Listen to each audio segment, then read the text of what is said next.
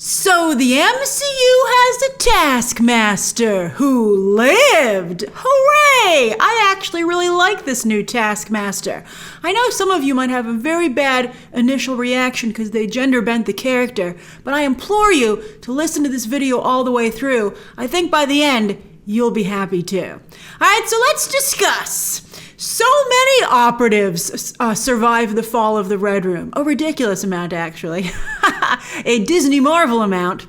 And they all escaped, too, at the end of the Black Widow movie. So embarrassing for General Ross. He couldn't capture one of them. He's like, Natasha, come on. She's like, I guess Natasha, she didn't even really turn it herself, I guess.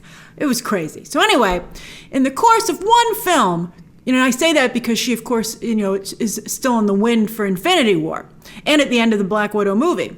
But anyway, in the course of one film, the world of Black Widow exploded with a big bang. No longer a subsection of Captain America, or at the very least, now a large subsection.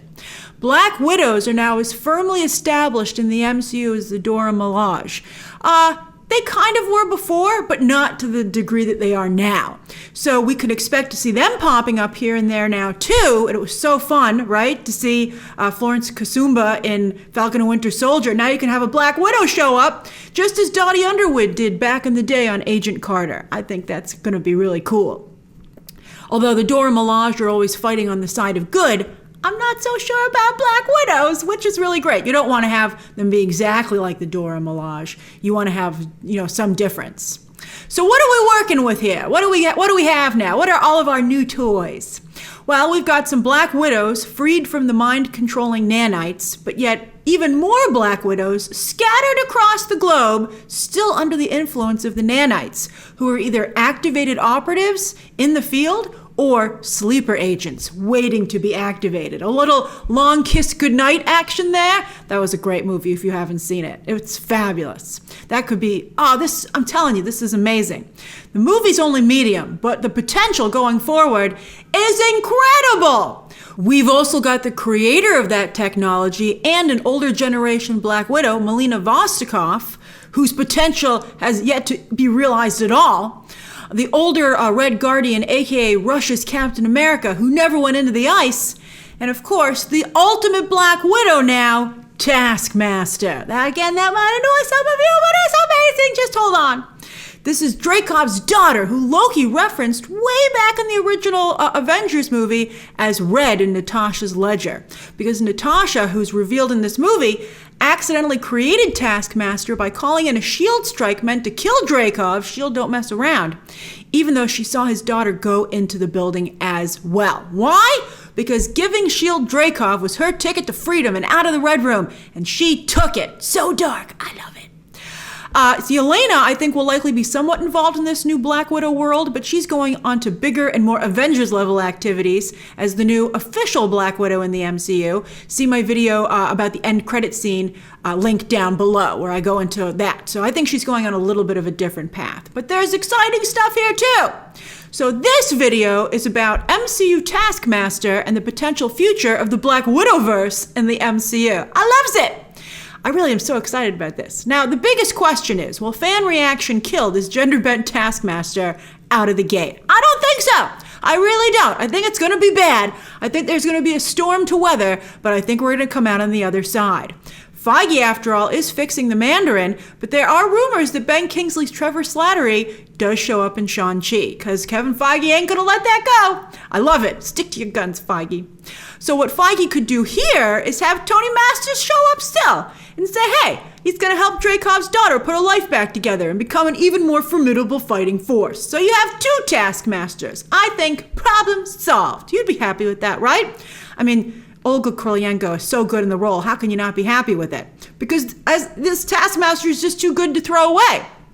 Now, to be fair, I've never been a huge fan of Taskmaster in the comics, so that's one of the reasons that the gender bending doesn't bother me. I mean, I can understand that some of you might be frustrated, but her name's not Tanya Masters, so Tony Masters can still exist.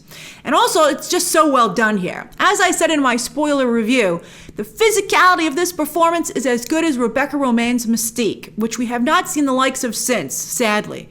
That was great. I missed it so much. I bet Rebecca Romijn could still do it. I mean, that's another largely silent performance that was visually captivating thanks to character design and movement. Wait till you hear this. Taskmaster in Black Widow is an unstoppable force, almost like the MCU Terminator. How's that for a pitch? I think they accomplished it. With a bottomless, and some of you are like, but it's supposed to be Tony Masters. That's okay. There's multiple Terminators. There can be multiple Taskmasters. It's a Taskmaster thanks to technology, and I know it's supposed to be a power, but why can't it be technology? That's fine. With a bottomless bag of moves thanks to that technology that allows her or him to copy and learn any move that they see. It's fantastic. The Black Widow movie promises a mirror fight, and since it doesn't deliver, I'm considering this a rain check, and we will hopefully see one in the near future. And it's not just all about the moves and the fighting either. The haunting look on Olga Kurylenko's face when she takes her helmet off, and when she asks, finally freed from the nanites on the ground after that big fall, if her father is truly gone. She whispers it. She has to get the words out, though, because she needs to know if her torment is over. There's a great story there and a great character to explore. Did you say character to explore? Enter Disney Plus, where we do character therapy. Yes, Black Widow, the movie, is screaming for a Disney Plus follow-up, and I think all of these actors would agree, considering how popular now these shows have proven to be. At first, people are, these movie actors, traditional movie actors, were apprehensive about going to the small screen, but I think that's been wiped away. Everybody would love to be Disney Plus at this point. Falcon and Winter Soldier was especially popular, and a Black Widow show would be very similar because they, of course, have a lot of overlap. In fact, Bucky has his own history with Natasha in the comics and could easily show up in a guest spot on a Black Widow series. I mean, he can relate to all the Black Widows, having been a mind-controlled assassin himself for Hydra, and I think would also be very interested in the technology that Melina created, controlling it and maybe even destroying it. Oh boy, I told you, it's so great. And as is, some of you might be like, well, why don't we get a sequel? Why don't we get another movie? Well, I don't think there's a big enough name now that Scarlett Johansson's been taken off the board, at least for a while, or an action set piece that we could put together here that would anchor a movie. Also, there's so much exploring to do, I think you need the time. I mean, Yelena, I think she should be mostly with the MCU. I mean, it sucks that once again Black Widow will become a supporting character in other people's projects, but I think that's a good way for, I think that Florence Pugh is so good as Yelena and is so potent. I think that it would be, I don't know, Loki was like that. I don't know, Loki kind of lost, it's tough. I'm not quite sure if Yelena should be on this Black Widow show or not, but I definitely want to see her in the movies, but I do feel she's not ready to anchor a movie herself yet. I mean, she's going to be on the Hawkeye show, so already Florence Pugh is fine doing Disney Plus.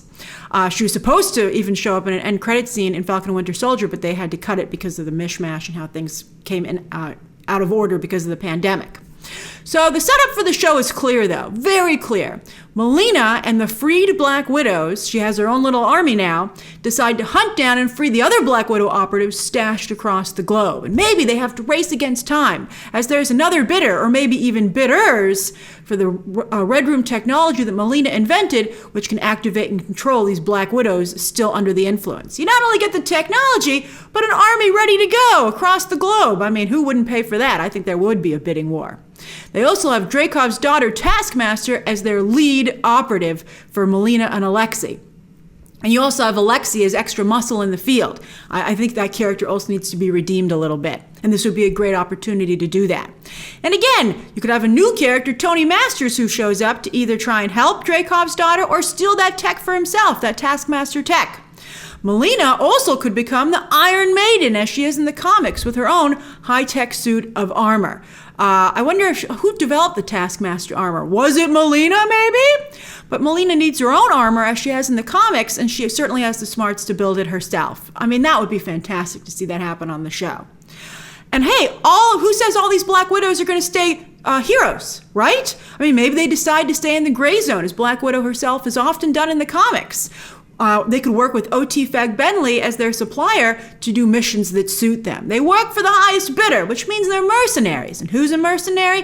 Why, Taskmaster originated as a mercenary in the comics. Oh, it all fits together just beautifully, and this show would absolutely be fabulous. Far better than the movie.